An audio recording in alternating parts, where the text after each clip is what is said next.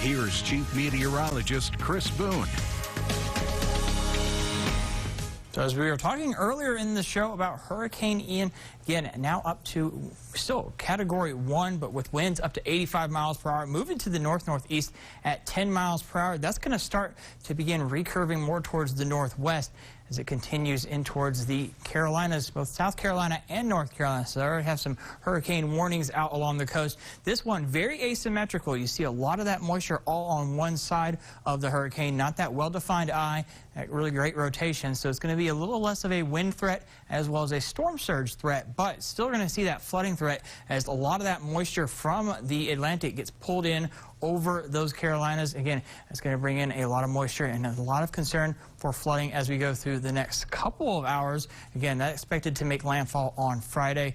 We're going to continue to watch that. But for the rest of the country, things have been fairly quiet. We really haven't seen a whole lot of activity. In fact, we've just been seeing that high pressure over much of the central plains. Again, seeing those temperatures into the 60s as well as the 70s. That's where we've been seeing the cooler air also off towards the Great Lakes, again, into the 40s, 49 degrees in Detroit, 54 degrees in towards St. Louis. So, again, that's where most of the cool area was when that first cold front kind of came through. We're going to be keeping an eye on the next system. It's back over towards the Pacific Northwest. That could be bringing some cool air, but we're not going to be dropping all that much as we kind of go in towards the next week. Again, we're seeing some dry conditions across much of the southern plains. Again, not a whole lot of activity for us here in the Lone Star State either. Did see a little bit of cloud coverage off towards the west, out towards El Paso area, in towards the Big Bend region, though.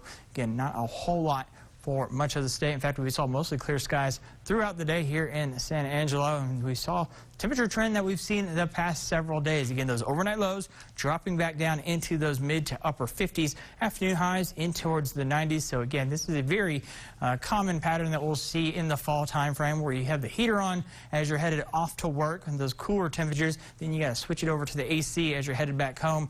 You see those warmer temperatures. Back and forth we go. That's going to be the trend as we kind of go in towards the weekend and towards next week as well. Topped up at 91 degrees for the afternoon high, so we're running about 5 degrees above average. Normally we'd see those highs in those mid 80s across the area, and again, we're still seeing those overnight lows a little bit cooler, getting that down into those low 50s.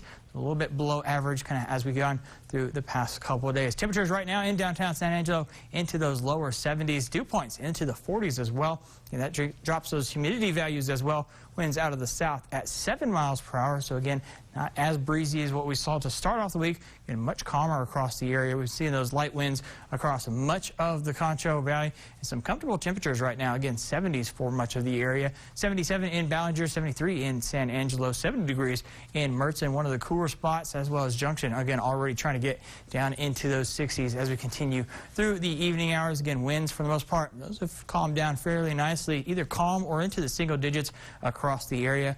That's going to continue to be the pattern for the weekend. Again, expecting those calmer conditions, but we could start to see those winds pick back up by the middle of next week. We'll start to see a little bit more of that cooler air work its way in towards our area as well. Cooler temperatures dropping back down into the 50s.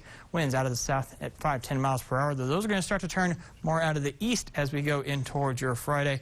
And another hot one as temperatures get into those low 90s. Mostly clear skies with those winds out of the east at 5 to 10 miles per hour. But regardless, still staying fairly light, regardless of what direction it comes from, whether it be from the south or from the east. Again, one of the activities you might be enjoying tomorrow evening could be one of those football games. Again, Bryant at Robert Lee, our KLST game of the week. Temperatures at kickoff, 7:30.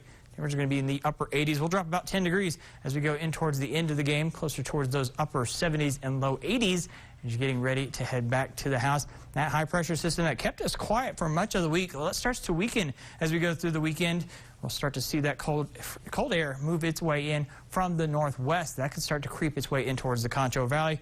And that pulls those temperatures back down out of the 90s. That's going to get us in towards the 80s as we go through the weekend, in towards next week. Very isolated rain chances for us on Tuesday, but then those winds start to pick up both for Wednesday as well as Thursday.